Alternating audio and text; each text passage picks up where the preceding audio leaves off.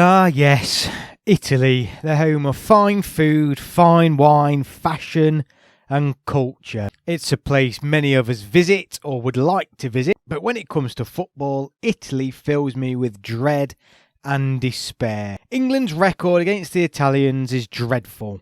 In our last 9 competitive meetings, not including the Mexican Cup in '85 or the Turnpau de France Cup, because frankly, who cares?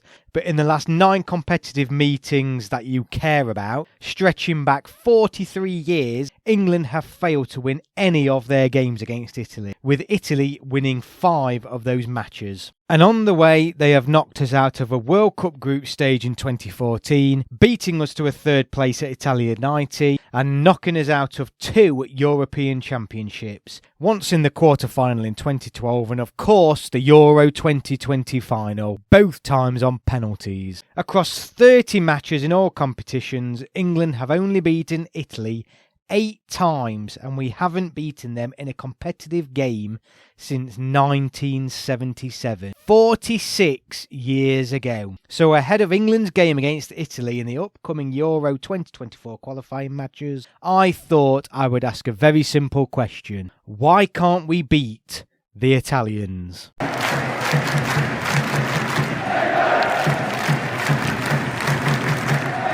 So hello everybody, welcome back to the channel. My name's Gary, welcome fellow England fans, and I think there's a simple answer to this question, and I think it boils down to the Italians playing the finer margins better than England. Famously, England have failed at tournaments consistently for 50-60 years. So historically, against most teams, we don't play the fine margins well, and we've played Italy quite a few times actually in big competitions compared to other nations, and I think it just boils down to the fact that England just don't have the bottle in those key moments where the Italians do. Do I think England are going to beat the Italians in March? No, is my answer. It's as simple as that. No. How can I? With that record and statistics I was reading out at the beginning of this video, you wouldn't back England, would you? Not a prayer. England are looking for their first competitive win against Italy in 46 years. I'm certainly not going to back them now. And as we all know, I am as much of an England fan as anybody else, but I just can't see it.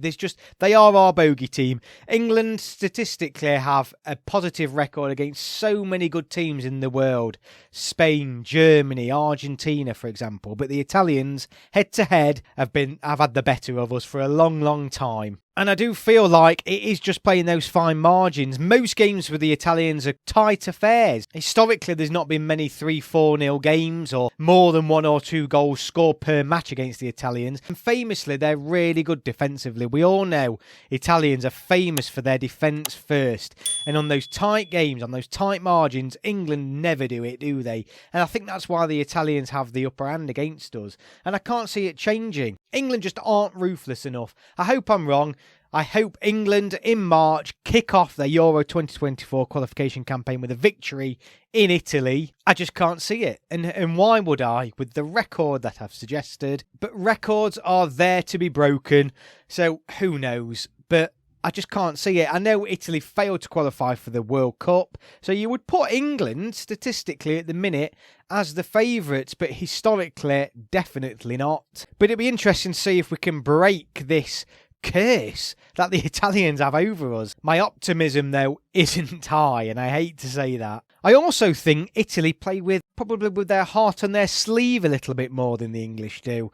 And that's not to say it's the right way or the wrong way. Playing more emotionally can cause you to make mistakes or do something silly.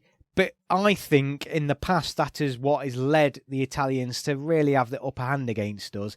I think there's been that reluctancy with a lot of English players to play that way, and I think there's always been much more of a fear playing for England rather than passion that seems to come playing for the Italians, for example. It seems passion is the overriding emotion there, whereas historically for England it has been fear. And I think that's played a part as well. Not to say that Italians don't have pressure or, stick from the press or anything like that. But I just feel like with the English lads, up until recently, up until Gareth Southgate, that has been a defining issue for England, really. But even under Southgate, we've played Italy, 3 times and failed to beat them in any single one of those matches.